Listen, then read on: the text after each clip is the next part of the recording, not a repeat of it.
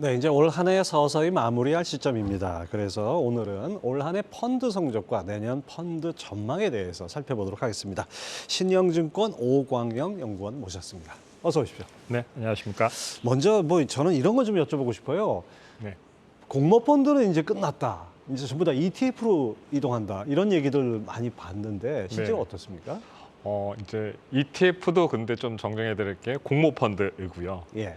말씀하신 대로 일반적인 ETF를 제외한 펀드에서 ETF로 패러다임 시프트가 돼가고 있는 과정인 건 맞습니다. 그러니까 ETF도 엄밀히 따지면 상장지수 펀드니까 네네네. 크게 보면 펀드 범주에 다 들어가는 거죠. 네. 자, 먼저 올 한 해 펀드 시장 성적과 특징들이 어떤 것이 있는지 정리를 해주시죠. 네, 말씀드리겠습니다. 올해 펀드 시장은 연초 이후 약 49조 3천억 정도 증가하면서 837조 7천억으로 연초에 약 6.3% 성장을 보였습니다. 이와 같은 성장률은 지난해 연간 성장률이 13.4%의 채 반에 미치지 못한 성장률이고요. 예. 또는 동기간이 1월부터 11월까지 기준으로 살펴보면 2012년 이후 10년 만에 최저 수준을 기록하긴 했습니다. 이 과정에서 시장은 여러 특징을 보였는데요. 시장이 하락할 때마다 저가 매수 자금이 유입되면서 실제적으로 많은 저가 매수세로 인한 어떤 성장을 보였고요. 두 번째로는 코로나19 시대에 예. 많은 산업에서 디지털화가 진행되고 있는데 펀드 가입도 온라인을 통한 그렇죠. 가입들이 증가하면서 개인 투자자들의 펀드 투자는 감소하는 반면에 그나마 투자하고 있는 건 온라인 채널을 통해서 하고 있는 것도 확연히 드러나고 있고요. 세 번째로는 TDF 또는 ESG 펀드, 연금 관련된 펀드들, 개인 투자자들이 관심이 많은 펀드 시장은 계속 성장을 보이고 있습니다. 네 번째로는 지속적으로 성장을 보였던 MF가 올해 들어서는 좀 성장세가 둔화가 되는 예. 모습을 보였습니다.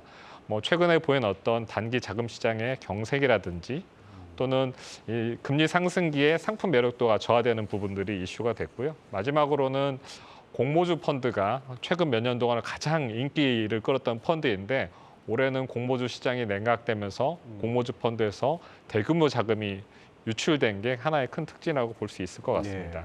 지금 말씀해 주신 대로 펀드 시장 전체적인 성장률은 거의 반토막이 났다 이렇게 볼 수 네. 있지만은 또 저는 거꾸로 올 들어서 모든 자산 가격이 다 약세를 보였는데 그래도 6.3% 성장을 했어요. 이 배경은 어떤 겁니까?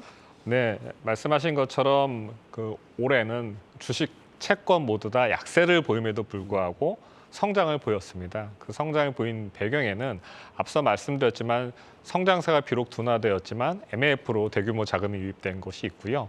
또 코로나 이전보다는 성장률이 많이 둔화되어 있습니다만은 부동산형, 특별자산형 같이 대체 투자 상품으로 기관들의 자금이 집행되면서 그나마 성장을 견인한 부분이 앞서 말씀하신 것처럼 6.3%의 성장을 이루게 된 배경이 됐다고 보시면 좋을 것 같습니다. 사실 올해 부동산 쪽에서도 사실 경기 둔화, 경기 위축이 상당히 컸는데 부동산 펀드 쪽에도 많이 자금이 갔나요? 네, 실제로 방금 말씀드린 것처럼 국내 부동산 경기를 많이 냉각이 됐습니다만은 이 부동산 펀드에 투자한 어떠한 특징상 오랜 기간 투자를 위한 기관들이 준비를 하고 그 준비에 따라서 자금이 집행되다 보니까 올해 그래도 한 해 동안 16조 원 이상의 자금이 유입됐고 예. 순유입이 그렇다는 예, 순유입이 얘기죠. 됐고요. 그리고 펀드 규모도 141조 규모를 이루면서 사상 최대 규모를 기록하고 있긴 합니다.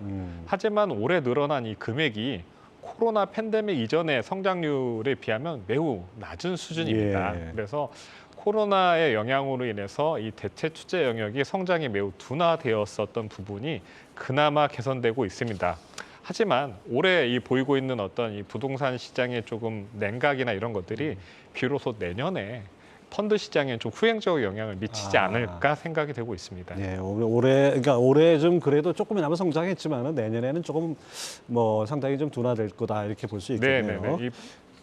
자, 오광영 연구원께서 국내 주식형 펀드의 자금 흐름과 특징을 분석하셨던데 어떤 내용의 특이점이 있습니까? 네, 국내 주식형 펀드로 자금 흐름은 올해 증시가 하락할 때마다 투자자들이 저가 매수에 들어왔다는 게 큰 특징이라고 볼 수 있을 것 같습니다. 이와 같은 거는 우리나라가 오랜 시간 박스피라고 할 정도로 그 과거에 예. 증시가 일정 그 박스권 안에 갇혀 있었던 상황에서 투자자들이 투자를 해왔던 행태들이 또 학습이 되시면서 본인들이 생각하는 어떤 지수 하단에 오면 저가 매수를 하시고 오히려 시장이 오르면 자금을 차익 실현하시는 어떤 그런 이익을 박스 실현하고. 트렌드에 맞는 어떤 투자 행태가 이게 좀 굳어져서 요즘처럼 시장이 급락을 하면 투자 자금이 오히려 들어와서 저가 매수에 유입됨으로 인해서 주식형 펀드의 설정액은 늘어나는 그런 모습들을 보이고 있는 큰 특징이라고 볼 수 있을 것 같습니다. 예, 재밌군요. 투자자 네. 여러분들이 확실히 이제는 많은 그 경험이 있으셔가지고 네. 뭐 합리적으로 대처하는 거 아닌가 싶습니다. 네, 그런 것 같습니다. 예, 사실 어떤 펀드로 어떻게 자금이 얼마나 유입됐는지 보는 것도 증시 큰 흐름을 파악하는데 뭐 도움이 될 것 같은데요. 세부 유형별로 나눠봤을 때 설정액이 두드러지게 늘어난 그런 펀드들이 있습니까? 네, 주식형 펀드 기준으로 살펴보면 액티브 펀드 대비 패시브 펀드로 자금이 압도적으로 많았고요. 예, 소위 말하는 패시브 펀드 내에서도 레버리지 펀드라든지 코스피 200을 추종하는 인덱스 펀드로 자금률이 압도적으로 많았습니다. 그건 왜 그렇습니까? 뭐 지수 추종이라는 거는 상대적으로 이 장이 어떻게 크게 앞서가기는 어렵고, 그러니까 좀 약세장 그 국면에서 나타나는 현상입니까? 네, 그렇게 보시면 좋을 것 같고요. 앞서서 쭉 얘기했던 ETF 성장과 맞닿아 있긴 합니다. 투자자들이 시장이 급락할 때 발빠르게 이 시장 급락에 대응하면서 투자하기 위해서 ETF라든지 또는 이 레버리지 펀드 같은 걸 활용을 하시는데 이와 같은 것들을 활용하시면서 나타난 현상이라고 보면 좋을 것 같습니다. 지수가 급락했을 때 그런데 딱 들어가면은 상대적으로 지수가 반등하면 이해가 쉽죠. 그러니까 얼마 올랐는지, 얼마 네. 수익이 나는지요. 반면에 자금 흐름이 감소한 펀드들도 있을 텐데요. 어떤 네. 것들이 있습니까? 안타깝게도 액티브 펀드 내에서 중소형주 펀드에서의 자금 유출은 굉장히 좀 부진한 상황입니다. 올해도 10월 달 한 달 빼놓고 매월 자금들이 유출이 됐었고요.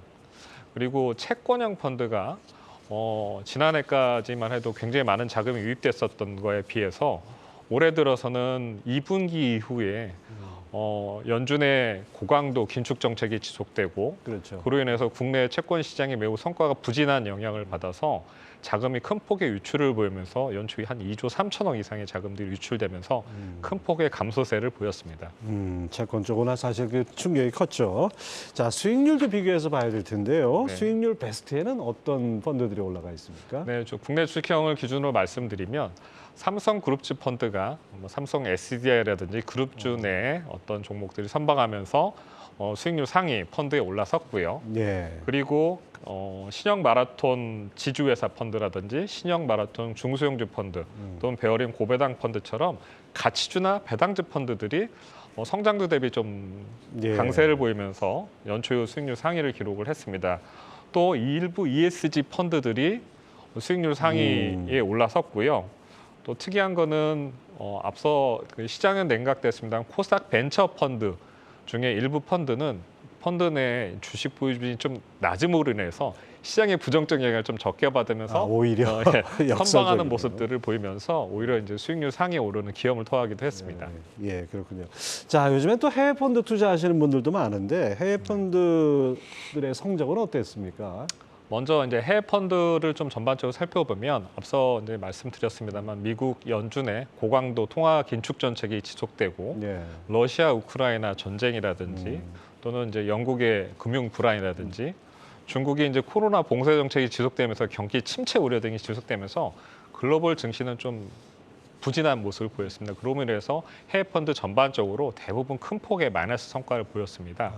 하지만 이 와중에도 원자재 부국인 브라질, 원자재 가격의 강세 영향과 새로운 어떤 룰라 정부에 대한 어떤 기대감 등으로 강세를 보였고요. 또 인도 증시도 정부의 어떤 코로나 정책에 대한 어떤 그 개선된 모습들 그리고 중국이 굉장히 부진하다 보니까 상대적으로 매력도 부각 등으로 인해서 인도 증시도 좀 상승세를 보인 영향, 인도 펀드도 강세를 보였습니다. 하지만 이제 이 자금 흐름은 되게 재밌게도요. 예. 글로벌 펀드, 약세를 보였던 북미 주식, 그리고 중국, 중화권 펀드로 자금이 되고 저가 매수세가 유입되면서 예. 해외 펀드 내에서도 우리나라 투자자들이 좀 본인들이 익숙한 지역 또는 익숙한 그 펀드에 저가 매수 자금을 투자하는 모습들이 올해 나타난 큰 특징이라고 볼 수 있을 것 같습니다. 이 말씀 들어보니까 그 중에서 이제 브라질 펀드가 눈에 띕니다. 브라질 펀드 하면 사실 애증의 관계 아니겠습니까? 우리 그렇습니다. 투자자들한테. 이 뭐 원자재 고공행진이 아무래도 브라질 펀드에는 강점이 되겠지만은 항상 환율 불안 때문에 이게 네. 환차손 문제도 있죠. 네, 말씀하시는 것처럼 올해 그 특징들은 이 브라질이라든지 인도네시아든지 전통적인 자원 부국의 국가들이 원자재 가격이 이제 러우 사태든지 여러 가지 이슈들로 인해서 고공행진을 보인 영향으로 증시가 굉장히 강세를 보인 덕에 올해 이제 글로벌 증시가 굉장히 안 좋음에도 불구하고 예. 상승세를 보였고요. 특히 이제 브라질 같은 경우는 올해 이제 대선이 있었지 않습니까? 네. 거기서 이제 기존에 대통령을 했었던 룰라가 새로 대통령이 되면서 이 룰라 정부에 대한 어떤 기대감 등이 또 반영되면서 브라질 증시가 좀 강한 상승세를 보인 영향으로 브라질 펀드가 좀 독보적으로 올해 좀 강세를 보이는 모습을 보였습니다. 그렇죠. 룰라가 과거에 대통령을 할 때, 10여 년 전에 할 때 그 보면은 룰라는 분명히 좌파 성향인데도 불구하고 경제 정책 면에서는 오히려 외국인 시장적인, 투자들이 네. 시장 친화적으로 느꼈으니까요. 그런 측면이 있네요. 자, 이제 내년으로 좀 눈을 돌려볼까요? 내년 펀드 시장 전망 어떻게 보십니까? 내년에도 자산 시장의 이제 시장 전문가들의 컨센서스는 이제 상저하고의 흐름을 보일 것으로 그 증시하고 컨센서스- 똑같네요. 증시 네. 전망하고. 상저하고를 보일 것으로 보임에 따라서 펀드는 약간 후행하는 성격을 가지고 있기 때문에 비슷하게 상저하고의 흐름을 보일 것으로 예상을 합니다. 다만 이제 펀드 시장에서는 조금 일반 자산 시장과 다르게 2020년 이후에 들어왔던 어떤 자금들 그리고 아까 말씀드렸던 올해 이렇게 시장이 빨리때문에 들었던 저가 매수 자금들이 시장이 상승할 때마다 환매로 나올 것으로 보여지기 때문에 이러한 어떤 환매 파고를 넘어야 비로소 우리 펀드 시장이 진정한 성장을 이루어내지 않을까 싶습니다. 더불어서 내년에도 펀드 시장에는 ETF 시장에서는 굉장히 다양한 상품들이 출시되면서 예. 계속적으로 어떤 성장이 강화될 걸로 예상이 되고 있고요. 특히 이제 연금 관련된 상품들이 우리나라 개인 투자자들 사이에서 가장 중심되는 펀드로 떠오르고 있는데 그중에 이제 연금 관련된 상품 중에 이제 타겟 데이트 펀드라든지 EMP라든지 또는 자산 배분형 펀드 등이 핵심 상품으로 성장할 것으로 보여집니다. 그리고 이제 올해도 좀 나타나긴 했습니다만 성장주 이제 코로나 이후 성장주가 굉장히 상대적으로 크게 강세를 보였었는데 올해부터 반대로 가치주들이 좀 선방하는 모습들을 보이고 있는데요. 내년에는 가치주가 비로소 본격적으로 좀 더 성장주 대비 강세를 보이고 그러므로 해서 가치주가 오래간만에 재부각되는 한 해가 될 걸로 예상이 되고 있고요. 또 배당 관련된 제도가 정부가 절차를 조금 변경하면서 이 제도 변화가 오히려 배당주 투자자들의 높은 관심을 끌 걸로 보여집니다. 네. 더불어서 지금 미중이 어떠한 그 대결 구도 속에 공급망 재구축이 글로벌리 현안이 되고 있습니다. 이에 따라서 우리나라 정부도 공급망 3법이라고 말하는 법을 입법을 하면서 우리나라 기업들의 지원을 약속을 하고 있어서 제2차 소부장 사이클이 올 걸로 예상이 됩니다. 그래서 소부장 펀드, IT나 테크 관련된 펀드도 강세를 보일 걸로 예상이 되고요. 마지막으로 그 ESG 관련된 것들이 올해도 좀 저희가 순자금 유입 보이는 특징을 보였는데 내년에는 기후변화 협약 제28차 당사국 총회라든지 국제 간 국제회의들이 좀 많이 예정이 되어 있습니다. 이걸 앞두고 다시 ESG가 재부각되면서 ESG 펀드도 좋은 모습을 볼 걸로 예상이 됩니다. 네. 자, 이제 내년에 경기 침체가 우려되고 있습니다. 그런 측면에서 뭐 성장세가 좀 개선될 것으로 기대되는 펀드들은 있을까요? 앞서 말씀드렸던 대표적으로 ETF 시장은 높은 성장률을 보일 걸로 보여집니다. 올해는 다양한 어떤 시장 상황에 맞는 채권형 펀드라든지 만기가 있는 채권형 펀드, 단일 종목 ETF라는 다양한 어떤 그렇죠. ETF들이 출시되면서 투자자들의 관심과 어떤 성장을 이루어냈는데요. 내년에도 이제 다양한 ETF가 출시되고 또 시장 상황에 맞는 다양한 투자 아이디어를 상품화한 ETF들이 나오면서 ETF 시가 성장될 걸로 보여지고 두 번째로는 이제 퇴직연금 관련된 시장들이 좀 비로소 성장을 볼 걸로 예상이 됩니다. 올해 퇴직연금 관련돼서 국지간 제도 변화가 두 가지가 있었는데요. 하나가 디폴트 옵션이라는 게 도입이 됐는데 이 디폴트 옵션 관련된 상품의 승인이 노동부에 최근 11월에 있었습니다. 그래서 비로소 내년부터 이와 관련된 상품의 성장이 본격적으로 나타날 걸로 보여지고요. 그리고 이제 그 앞서서 말씀드렸던 ESG 펀드라든지 가치주, 배당주 이런 펀드들도 내년에 좀 성장을 보일 걸로 예상이 됩니다. 예, 요즘 펀드 ETF 시장을 보면은 네네. 그 고객분들이 뭘 좋아하실지 몰라서 다 준비했습니다라는 뷔페 같은 느낌이 들어요. 워낙 다양해서. 네, 맞습니다. 자, 그런 측면에서 내년 펀드 투자 전략한 팁을 주신다면? 전문가들의 컨센서스가 내년에 경기 선행 지수가 한 상반기쯤 턴어라운드하고 하반기로 갈수록 경제 환경이 개선될 걸로 예상은 하고 예. 있습니다. 하지만 내년에도 여전히 높은 인플레이션 환경이 지속되고 금리 상승이 주식 시장의 변동성을 키울 걸로 예상은 합니다. 그래서 각국 중앙은행의 통화 정책 속도 조절에 대한 시기라든지 예. 최종적인 금리 상승의 레벨이라든지 또는 경기 침체 우려 그리고 알 수 없지만 러시아 우크라이나 전쟁의 종료 여부라든지 네.